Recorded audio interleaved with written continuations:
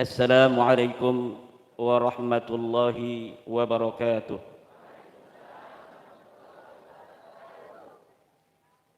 Alhamdulillahil malikil hakim, al-jawadil karimil azizir rahim.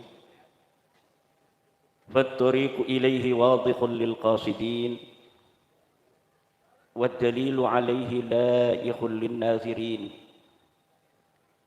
Wassalatu wassalamu ala sayyidina Muhammadin wa ala alihi wa ashabihi at-tayyibin at-tahirin.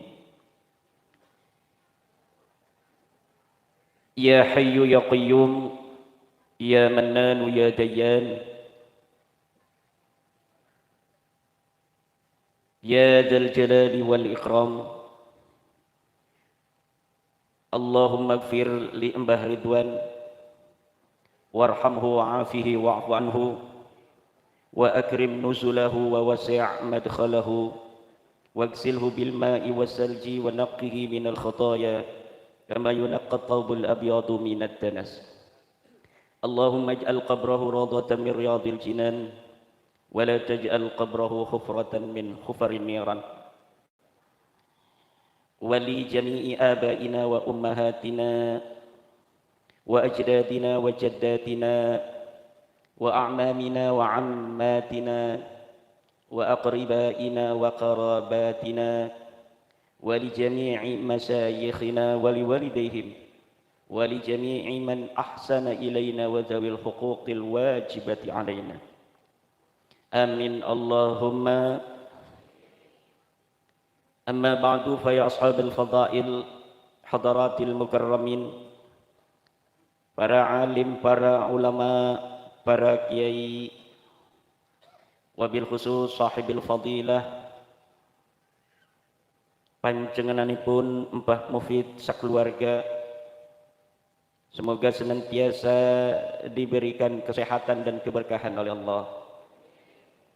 Juga para kesepuhan, para kiai Klaten, Kiai Zainal, Kiai Nawawi, dan kiai-kiai yang lain yang tidak dapat saya sebutkan satu persatu, tidak mengurangi rasa hormat saya. Yang saya hormati Tubagus Mogi Nur Fadil Satya Tirtayasa,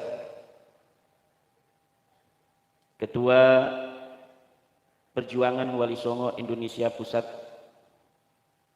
Mbah Ukit, dan para banyak rizki anak-anaknya, mudah-mudahan dijadikan anak saleh dan salehah yang ditinggikan derajatnya oleh Allah, jadi pemimpin-pemimpin bangsa, pemimpin-pemimpin negara, pemimpin-pemimpin agama yang akan menjadikan umat manusia kini dan yang akan datang dalam keridhaan Allah Subhanahu wa taala. Dalam suasana yang penuh dengan kesyahduan, malam hari ini kita kumpul dalam rangka haul Mbah Ridwan, kakenda daripada Mbah Mufid. Kita berdoa semoga Mbah Ridwan Allah angkat derajatnya di sisinya.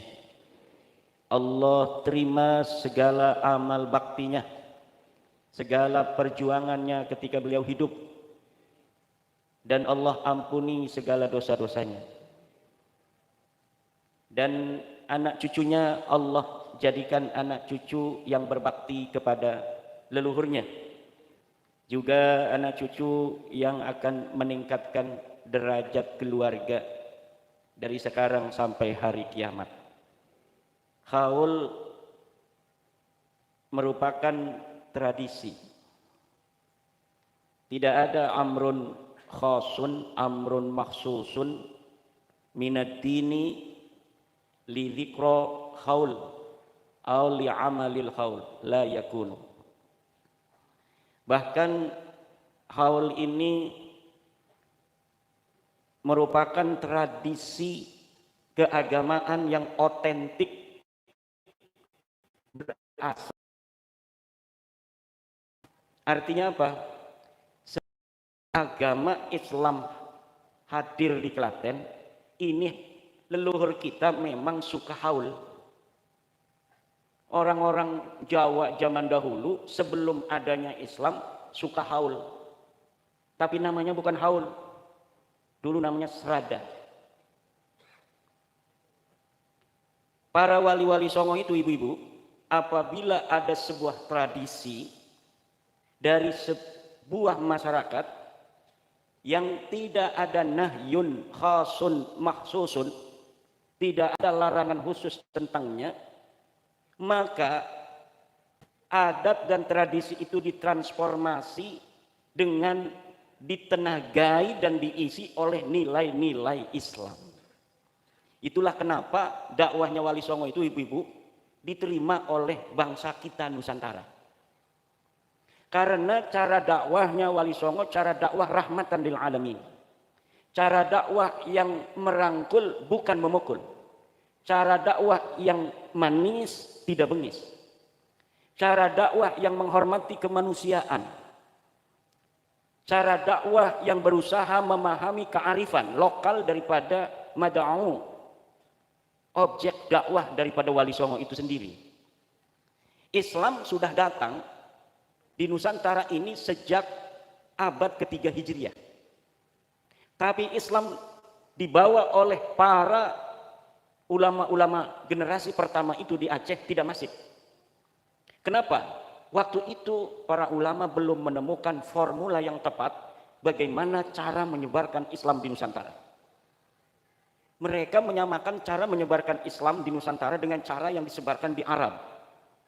Tentu setiap daerah secara klimatologis memiliki kekhasan, memiliki kekayaan lokal, memiliki kearifan lokal.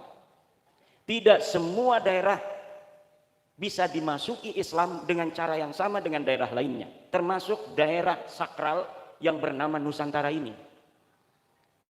Bagi orang yang belum tahu celahnya, cara menyebarkan Islam di Nusantara ini zaman dulu banyak yang gagal.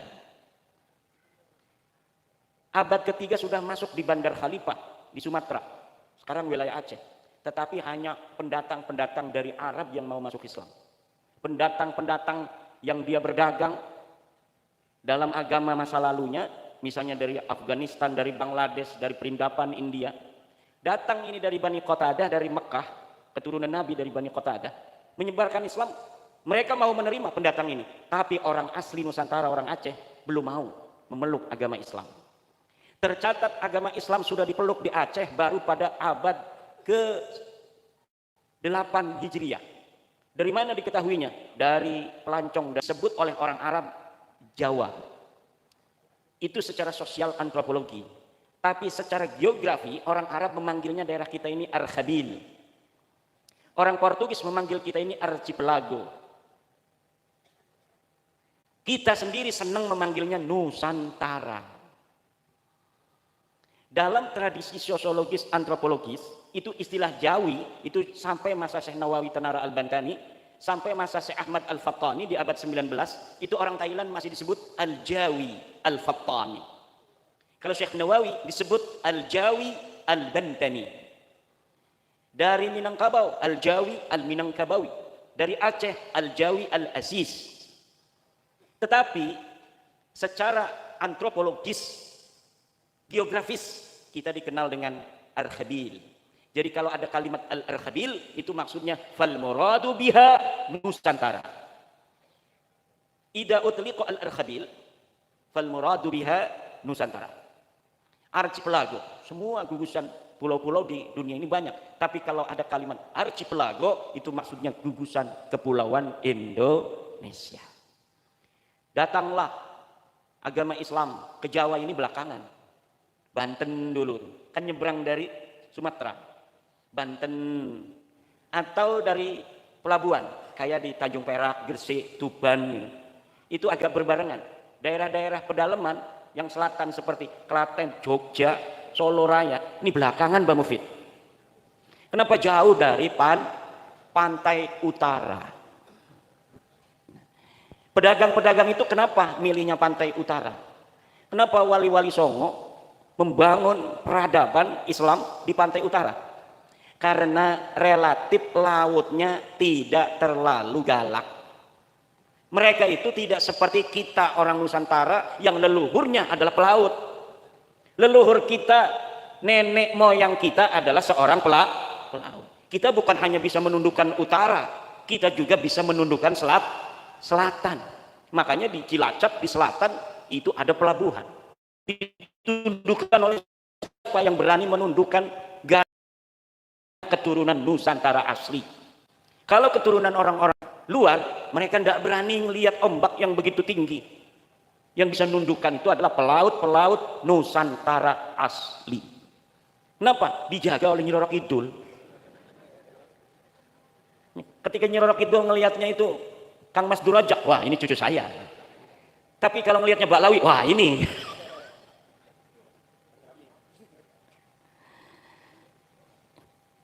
Jadi Islam yang sekarang hari ini ada di Klaten, ada di Seragen, ada di Karanganyar, ada di Boyolali, ada di Kiri. Oh, Islam naon bisa bahasa Sunda eta.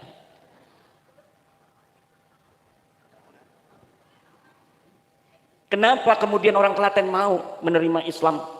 Karena para wali songo mengedepankan hati di dalam bagaimana menyampaikan dakwah Islam. Ketika dakwah itu disampaikan dengan cinta, maka akan dibalas dengan cinta. Ketika dakwah itu disampaikan dengan kearifan, maka akan diterima dengan kearifan. Dan inilah yang dilakukan oleh wali songo. Maka pada abad ke-14, menurut Profesor Dr. Agus Sunyoto, hanya dalam waktu 40 tahun para wali songo berhasil menyebarkan Islam bukan hanya di daerah pantai utara, tapi sampai ke dalam, sampai ke ujung pantai selatan, semuanya masuk Islam hanya dalam tempo singkat 40 tahun. Coba. Jadi maka tidaklah terlalu berlebihan jika dikatakan bahwa penyebar agama Islam di Indonesia ini wali songo. Bukan menafikan para da'i, para duat yang menyebarkan sebelumnya yang belum berhasil itu.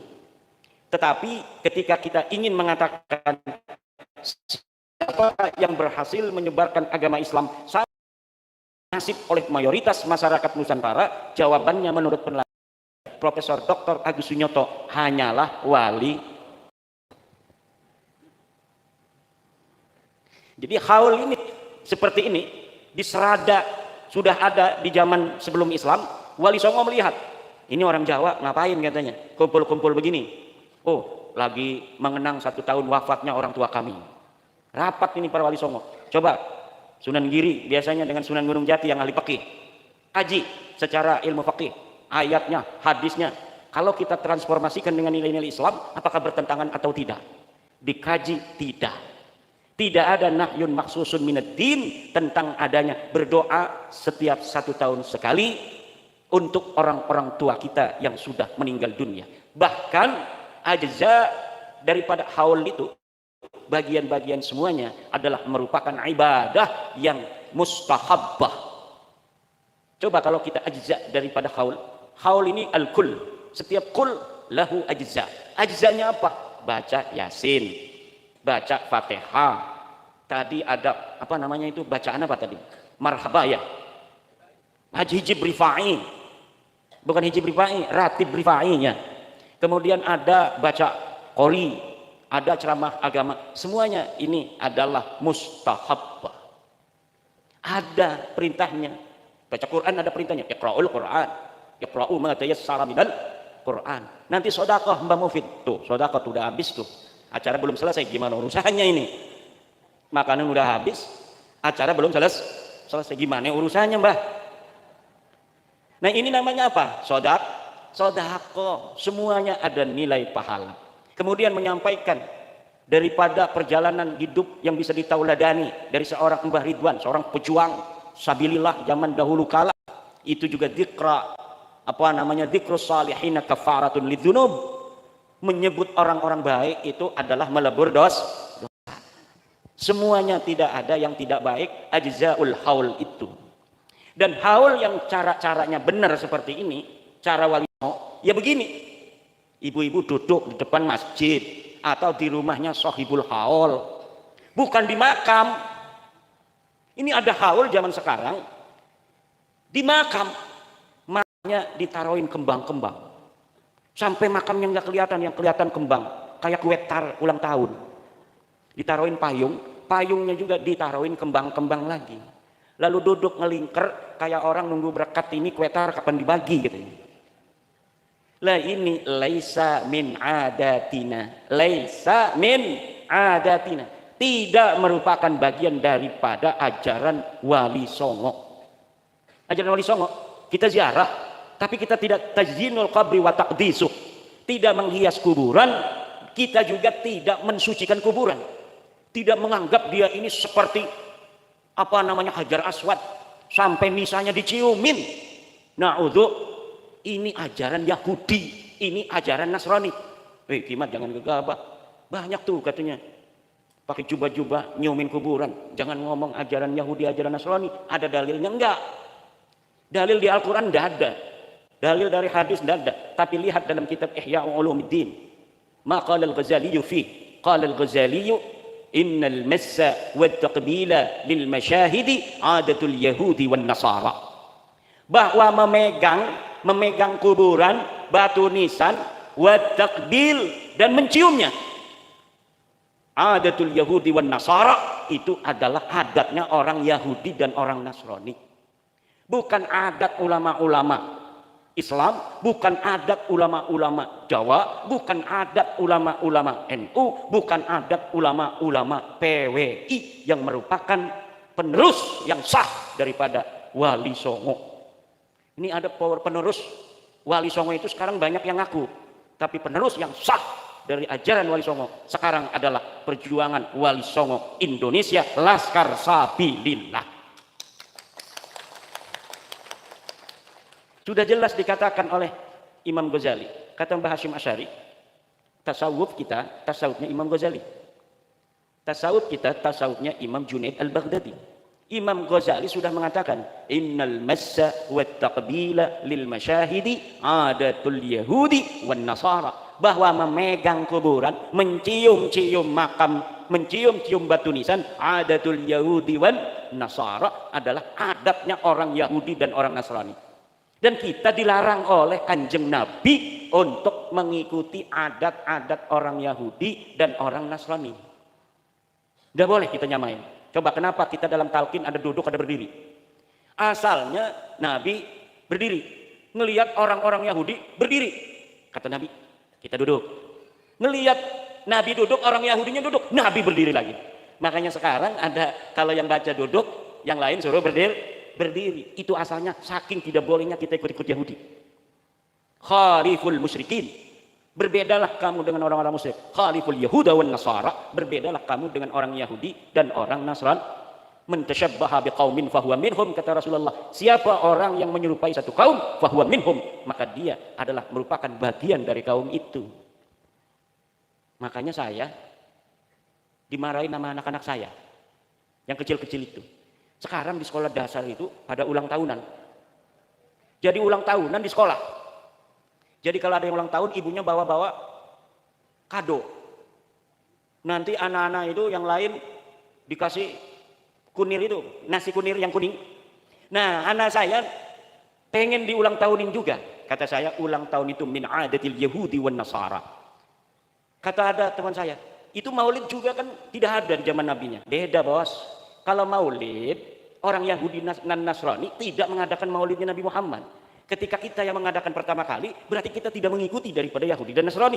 Tapi kalau ulang tahun, sebelum wong Klaten niki podo ulang tahun, wong Yahudi, wong Nasrani pada ulang tahun. Berarti kita ketika ulang tahun mengikuti gaya orang Yahudi dan gaya orang bedanya di situ. Understand? Are you happy? Alhamdulillah. Jadi mau ulang tahunan gini. Lah kita itu kalau dakwah sama anak saja kan kita dakwah. Terserah anak kita. Sama istri aja, istri itu bukan kita loh. Istri itu bukan kita. Tapi kita ngomong apabila ditanyakan oleh istri ulang tahun haram apa halal? Haram. Makanya istri kalau tanggal lahir dia, oh ini tanggal sekian ya. Diam aja, saya pura-pura blow on. Dia pengennya selamat ulang tahun. Ngomong selamat ulang tahun begitu juga berarti kita muafiqun li'adatil yahudi wan nasara. Banyak yang tidak setuju dengan saya, enggak apa-apa. Katanya Kiai Mat itu kayak orang Wahabi, apa-apa enggak boleh. Bukan enggak boleh. Maulid nanti enggak boleh dong kalau misalnya ulang tahun enggak boleh. Beda, Bos. Istidlalnya bagaimana? Karena maulid tidak pernah dilakukan oleh Yahudi dan Nasrani, kita sebagai orang yang mengadakan sendiri. Jadi kita bukan follower, kita bukan pengikut, kita mengadakan sendiri mastahsanna, sesuatu yang kita anggap baik menurut kita. Kalau ulang tahun itu baik menurut Yahudi, baik menurut Nasrani, kenapa kita mengikuti? Karena orang Yahudi Nasrani sudah melakukannya dan happy kan. Satu lagi keuntungan buat laki-laki, kalau kita tidak setuju adanya ulang tahun, kita enggak ada pengeluaran tambahan. Alhamdulillah. Setuju ya? Ini ulang tahun kemarin istrinya. Setuju. Tapi kalau ada yang ulang tahun, saya enggak marah. Itu namanya cara dakwah. Jangan misalnya gini, Mbak Mufid ngajar ngaji. Hei dulur-dulur, ojo podo nanggep dangdutan. Ngajar ngaji nih. Pas itu ada tetangga dangdutan. Ngambek Mbak Mufid gak mau ngajar ngaji lagi. Itu namanya Mbak Mufid tidak ikhlas di dalam mengajak manusia. Mbak Mufid itu berarti memakai hawa nafsu. Nggak ngargain saya katanya. Dia ngaji sama saya. Setiap malam Selasa jama'iyahan, pengajian di masjid. Saya yang ngajar. Saya ngomong kalau hajatan jangan nanggap dangdutan. Pas dia hajatan nanggap dangdutan. Udah kalau begini ngaji berhenti aja. Nah itu namanya kita dalam mengajak la lillahi ta'ala, bukan karena Allah tetapi karena hawa nafsu. Kalau kita sudah menyampaikan, orang mau ikut, alhamdulillah. Enggak ikut pun enggak ada urusan. Yang penting kita sudah menyampaikan. Kadang Nabi kalau lagi ngomong, qad ballaghtu, apakah aku sudah menyampaikan? Na'am ya Rasulullah, qad ballaghta. Tuhan telah menyampaikan. Artinya kalau kita sudah menyampaikan sebuah hukum daripada Allah, orang mau melakukan, orang tidak melakukan, nggak ada urusan sama kita. Pengajian kita ngaji, punya jamaah, kita ngomong ada babnya. Ini bab misalnya tentang i'anah 'alal maksiyah, menolong terhadap maksiat. Kalau misalnya ada tetangga kita mau hajatan nanggapnya dangdut, maka kalau misalnya tenda dangdutnya datang, jangan sampai kita ikut-ikut nurunin tenda dangdutan karena itu termasuk dalam kategori al-i'anah 'alal maksiyah. Tiba-tiba tetangganya dangdutan. Dipanggil Mbak Mufid, suruh baca Syekh Abdul Qadir Jailani. Kalau di kampung saya kalau mau hajat, baca Syekh Abdul Qadir Jailani dulu. Nah, kalau misalnya kita ini sebagai da'i kemudian udah mau kamu ini hajatnya mau nanggap dangdut, berarti ada maksiat, saya tidak mau. Bos, beda bos. Kita berdoa untuk keselamatan dan keberkahan hajatnya, dengan dangdutannya itu hal yang berbeda. Jadi da'i, jadi ulama itu harus lentur, layyin, jangan kereng. Nanti semua orang kita purikin, tahu nggak purik? Kalau bahasa Sunda sananya itu pundungnya. Kalau ini misalnya saya sama Kim Ukit ini temenan, pas saya hajat dia nggak datang, kita nggak mau temenan lagi. Apa namanya tuh? Marahan tuh apa? Purik ya? Ada nggak bahasa purik di sini? Ada tuh, purik tuh sama dengan bahasa kresek. Kresek itu kampung saya. Karena salah satu leluhur saya itu dari Wonogiri. Saya banyak leluhurnya. Karena pas ditelusuri memang kita orang Nusantara ini berasal dari berbagai macam suku bangsa. Kadang-kadang saling menikah.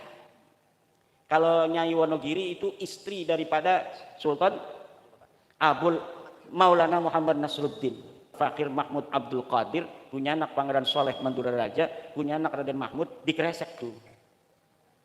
Punya anak orang Kresek itu, kampung Kresek. Kata Rumel Abbas kan itu kalau nyinggung-nyinggung saya, Kiai Kresek. Supaya tidak kelihatan orang Bantennya. Padahal Kresek itu ida utli kok Kresek fal Banteniyuna ya'rifun. Kalau disebutin nama Kresek, orang Banten semuanya kenal. Siapa daerah Kresek itu? Man kharaja min Kresek.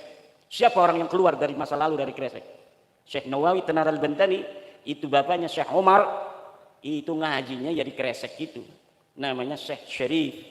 Syekh Syarif bin Ratu Antimah bin Syekh Alim bin Syekh Abdullah bin Syekh Ibrahim bin Syekh Hasan Basri bin Raden Mahmud bin Pangeran Soleh Mandura Raja bin Sultan Abdul Mafakhir Mahmud Abdul Qadir. Nah itu gurunya daripada Syekh Umar. Syekh Nawawi At-Tanar al-Bantani adalah anak daripada Syekh Umar. Jadi bapak-bapak, ibu-ibu, ada bapak-bapak di sini satu. Itu Indonesia ini tidak dianggap sebelah mata oleh dunia. Kenapa? Dalam sisi Islam kita punya Syekh Nawawi At-Tanar al-Bantani, kita punya Syekh Mahfud At-Turmusi, ulama dunia semua. Termas itu, beliau lulusan Termas ya. Ini terkenal seantero dunia. Syekh Nawawi, Syekh Mahfud Termas, kemudian Syekh Arsad Al-Banjari, Syekh Khatib Al-Minangkabawi, Syekh Khatib Syambas, Syekh Abdul Karim Al-Bantani, Syekh Abdullah bin Abdul Qahar Al-Bantani, semuanya karangan kitabnya banyak. Dan sekarang juga ada pengarang kitab di Nusantara yang tidak mau keluar. Saya termasuk pengarang kitab yang suka keluar, suka ceramah, suka disoting. Tapi banyak ulama-ulama yang kitabnya hari ini dibaca di luar negeri, orangnya masih hidup, tapi orang Indonesia sama sekali nggak kenal. Di Madura itu ada Syekh Taifur Ali Wafa. Mungkin pengurus PBNU aja nggak kenal, atau kenal nggak mau bawa-bawa, malah bawanya orang-orang yang nggak jelas dari luar negeri. Yang kalau di sini levelnya itu level anak pelosok baru 3 tahun, suruh ceramah di PBNU. Ilmunya itu hebatan orang-orang Nusantara. Hari ini siapa orang yang paling banyak hafal kitab Alfiyah? Negara mana orang yang paling banyak hafal kitab Alfiyah? Indonesia. Orang yang kalau ngaji dari satu kitab mulai Alhamdulillahirabbil alamin sampai tamat wallahualam bisawab, tidak ada satu huruf pun yang ditinggal orang mana? Orang Indonesia. Apakah orang Indonesia sama orang Mesir? Tidak. Kalau betul-betul orang-orang yang berilmunya dari Indonesia ini mau keluar, maka ulama-ulama dunia hari ini yang hidup bisa jadi kalah oleh ulama-ulama Indonesia. Tapi ulama Indonesia yang alim-alim kadang-kadang nggak mau ikut-ikutan campur, nggak mau masuk PCNU, nggak mau masuk PWNU, apalagi PBNU. Dia maunya ngajar ngaji aja sama santrinya. Kadang santrinya cuma 20, santrinya cuma 100, tapi ilmunya luar biasa. Dia tidak pengen santri-santri banyak-banyak. Banyak ahli ilmu yang seperti itu. Mbah Ihsan Jampes, pengarang kitab Sirajut Talibin, yang kitabnya mendunia, baru wafat tahun 50-an. Orang Indonesia nggak ada yang kenal waktu masih hidupnya. Tapi ketika sudah wafat, Syekh Ihsan Jampes ini terkenal di seluruh dunia karena cara penulisan kitabnya yang halus bagaikan karangan orang Arab. Makanya saya itu yakin kalau diadakan MTQ tingkat internasional, orang yang paling teliti baca kitab sedunia itu bukan orang Mesir, bukan orang Saudi, bukan orang Madinah, tapi hari ini yang paling teliti baca kitab orang Indonesia. Saya berani jamin, senajan profesor dekening Timur Tengah baca kitab dengan kiai-kiai Indonesia, walaupun ke Indonesia kalau baca kitab kita dengerin ngantuk. Ibrahim wis ngucap sapa Kiai Musoni. Jaa Zaidun raqiban wis teka. Zaidun sapa Ki Zaid raqiban halakaunihi raqiban nenunggang. Pegel.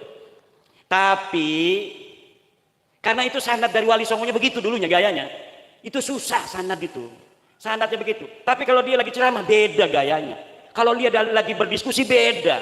Tapi kalau dia lagi niat semua, itu walaupun tidur barokah. Tapi kalau ditanya satu-satu per huruf, ja'a apa itu? Ja'a kalimah fi'il mati. Zaidun jadi apa? Dia jadi fa'il. Raqiban jadi apa? Dia jadi hal. Ditanya istiqoqnya juga bisa. Mana dalil alfiahnya? Bisa. Orang Timur Tengah belum tentu. Kenapa kita harus inferior kepada orang Timur Tengah dalam Islam? Kita harus inferior kepada orang-orang bule dari warna kulit. Kita harus inferior kepada orang-orang Arab mengenai hidung kita. Padahal kita sama-sama keturunan Nabi Adam alaihissalam. Ibu kita sama-sama Hawa. Ibu kita Hawa, semuanya sama. Kakek kita Adam, kenapa kita harus merasa kita kalah dengan orang bule? Kenapa kita harus merasa kalah sama orang Mesir? Kenapa kita harus kalah dengan orang Arab? Kita bangsa Nusantara besar-besar. Klaten banyak candi-candi, Mbak Mufid. Apa itu artinya ada candi di Klaten? Artinya bahwa dulu leluhur orang Klaten, orang-orang cerdas. Disangkain gampang kita bikin candi, susah. Sampai sekarang itu orang belum bisa mikir bagaimana cara ngangkat batu ke Candi Borobudur masa lalu. Prambanan, Klaten ya, Prambanan. Ini berarti ini bapak-bapak orang Klaten, ibu-ibu, ini adalah keturunan daripada orang-orang cerdas di masa lalu. Coba zaman sekarang, bisa nggak kita sehalus memahat daripada batu seperti leluhur kita dulu? Belum tentu. Berarti kita ada degradasi. Berarti ada kemampuan yang dimiliki oleh leluhur kita masa lalu, hari ini kita tidak mampu untuk melakukannya. Kita hanya bangga dengan budaya-budaya dari luar, sementara budaya kita sendiri kita hilangkan. Agama boleh berbeda, leluhur kita waktu itu masih Hindu, leluhur kita waktu itu masih Buddha. Tapi kan kemampuannya bisa kita ambil. Kita bisa bikin masjid kayak Prambanan, kalau kita hari ini masih bisa memahat seperti leluhur kita dulu. Kenapa masjidnya begini nih? Nggak keren, nggak ada batu-batu yang bertumpuk-tumpuk. Karena kemampuan kita jauh dari leluhur kita. Kenapa bisa kemampuan orang Nusantara hari ini terdegradasi? Karena kita dijauhkan, dipotong hubungan kita dengan leluhur kita. Dianggapnya kita ini ujuk-ujuk lahir jadi Islam. Sebelumnya tidak ada leluhur kita di Nusantara. Kita ini keturunan para raja-raja di tanah Jawa. Minimal tukang batu Prambanan itu leluhur kita. Minimal itu, cerdasnya luar biasa. Arsitektur dunia melihat Prambanan terkagum-kagum. Orang sini lahir sampai lulus SMA ada yang belum pernah ke Prambanan. Betul? Saya ke Prambanan berkali-kali bawa santri ke Borobudur. Orang sini nggak pernah naik Borobudur, nggak pernah naik Prambanan, cuma jualan bakpia tuh di pinggir jalan. Betul? Berarti cerdasan ibu-ibu. Dapat duit, kita dapat capeknya. Bulan puasa saya pernah naik ke Borobudur. Karena saya nganter anak saya pesantren di Gresik. Pulang-pulang, mampir dulu ke Borobudur. Kalau saya kan nggak puasa, musafir. Tapi saya bawa teman, Ustadz. Kata saya, musafir nggak apa-apa, nggak puasa juga. Saya mah kuat katanya. Dia tetap puasa terus, 2 hari. Pas saya ajak naik ke Borobudur, di atas itu saya minum aqua. Mau buka? Enggak, saya kuat. Semakin siang semakin panas. Turun-turun ada dawet. Dia di belakang saya kan, saya sama istri. Dawet kan saya. Dia diam aja. Mau? Mau? Apa itu? Dawet. Ya udah satu lagi gitu ya. Kita ini agama suruh puasa, betul. Tapi ada hal-hal di mana kita boleh meninggalkan kewajiban itu dengan adanya udzur. Misalnya kalau kita sedang bepergian atau ada mane, misalnya ibu-ibu sedang haid, nggak apa-apa nggak puasa, bahkan nggak boleh itu. Ya. Tapi nanti kalau sudah bulan Syawal, sambil puasa sunnah Syawal 6 hari, sambil kita qadha. Kalau kita nggak qadha dalam 1 tahun, ingat tahun berikutnya harus ditambah 1 mud itu nasi itu beras. Nah, ini bapak-bapak ibu-ibu yang ingin saya terangkan pada kesempatan malam hari ini mengenai adanya budaya-budaya yang dikira ini budaya kita, seperti megang kuburan, nyium makam, padahal itu bukan budaya kita. Bahkan itu budaya kafir, budaya Yahudi dan Nasrani. Maka jaga anak kita jangan sampai ikut nih golongan orang-orang yang suka nyiumin kuburan. Doraka. Kita biarkan anak kita, keluarga kita, istri kita mengikuti kabib-kabib yang suka nyium makam itu, berarti kita membiarkan anak keluarga kita untuk mengikuti cara Yahudi dan cara Nasrani. Sudah jelas dalam kitab Ihya Ulumuddinnya. Lihat, cari kitab Ihya Ulumuddin. Saya ulangi lagi, innal massa wat taqbila lil masyahidi adatul yahudi wan nasara. Belum lagi menghadiri cerita-cerita khurafat, rantai emas dari langit, hujan susu, mi'raj 70 kali. Ini lihat di dalam kitab Hadhihi hiya as-sufiyyah fi Hadramauta. Apa yang dikatakan ulama tentang cerita-cerita Ba'lawi? Inna hadhil qisasa kufrun bawahun la yajuzu i'tiqaduha wa la ar-riwayatu anha illa ala sabilit tahakkumi war raddi 'alaiha. Bahwa tidak boleh kita meyakini daripada kisah-kisah khurafat yang diceritakan oleh Ba'lawi itu. Saya ulangi lagi supaya satu-satu kalimatnya. Inna hadhil qisasa, bahwa sesungguhnya kisah-kisah Ba'lawi ini, karena kitab itu khusus menerangkan tentang kisah-kisah Ba'lawi. Kufrun bawahun, dia adalah kekufuran yang nyata. La yajuzu i'tiqaduha, tidak boleh meyakininya cerita-cerita dusta dan cerita-cerita khurafat itu. Wala ar-riwayatu anha, dan tidak boleh menceritakannya kepada orang lain. Illa 'ala sabili tahakkum, kecuali atas dasar jalan menghina, meledek. Awir raddi anha, atau kita menolak daripada adanya cerita-cerita itu. Boleh. Kalau kita menceritakan, oh ada orang menceritakan kakeknya bisa menurunkan rantai dari emas. Itu kalau kita meriwayatkannya ala sabili tahakkum, meledek, ngerosting, boleh. Awir raddi anha, atau kita menolak bahwa ini adalah cerita dusta, boleh meriwayatkan seperti itu. Tapi kalau meriwayatkan saja, itu disebut oleh ulama itu kufrun bawahun, dia adalah kekufuran yang nyata. Na'udzubillah summa na'udzubillah. Lalu kiai dari mana sih mereka dapat cerita-cerita itu? Kalau memang dulunya nggak pernah terjadi cerita-cerita dusta, cerita-cerita palsu, dari mana mereka sampai bisa ngarang-ngarang kita berjilid-jilid tentang cerita-cerita keramat-keramat palsu? Ibnul Jauzi kenal? Beliau mengarang sebuah kitab namanya Talbisu Iblis. Kitabnya apa namanya? Talbisu Iblis. Kata Ibnul Jauzi, inna iblisa qad labbasa qauman minal mutaakhirina fawada'u hikayatin likaramatil awliya'i litashyidihim ala za'mihim amral qaumi fakashafallahu amrahum bi ulama'in naql. Saya agak lupa itu apa namanya urutan yang sebenarnya, au kama qala Ibnul Jauzi, bahwa begini kata Ibnul Jauzi, inna iblis, bahwa sesungguhnya iblis qad labbasa, dia telah menyelirukan qauman minal mutaakhirin, satu golongan dari ulama-ulama sekarang, ulama-ulama belakangan. Fawada'u, maka ulama-ulama ini yang telah diwahyukan oleh iblis ini, fawada'u hikayatin, maka dia membikin-bikin hikayat, membikin-bikin tentang cerita-cerita palsu. Untuk apa? Litasydihim amral qaumi ala za'mihim, dia bertujuan agar menguatkan wali-wali yang dia kagumi itu, ala za'mihim, menurut pendapat dia. Itu para ulama menambahi kalimat itu dengan kalimat wal haqqu la yusyayyidu bil batil, sedangkan kebenaran itu tidak bisa dikuatkan dengan kebatilan.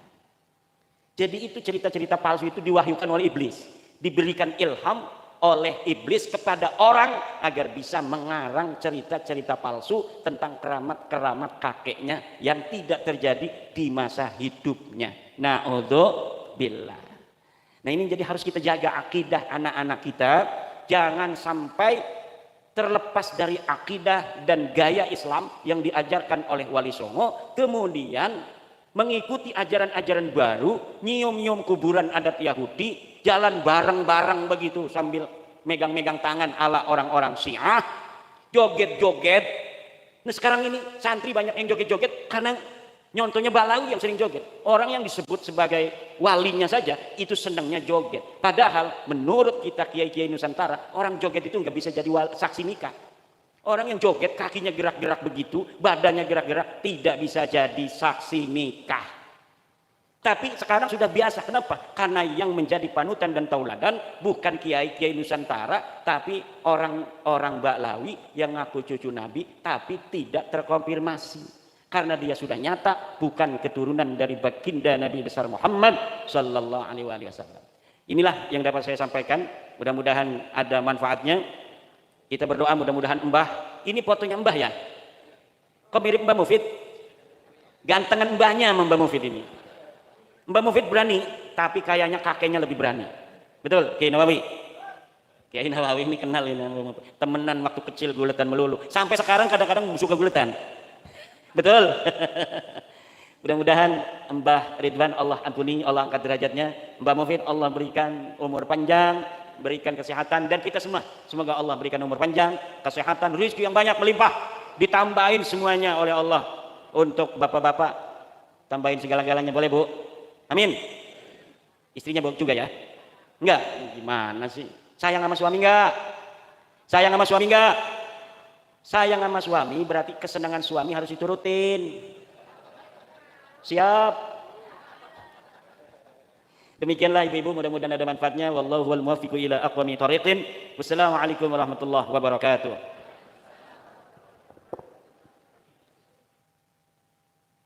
Demikianlah tausiah mauidhah hasanah yang telah disampaikan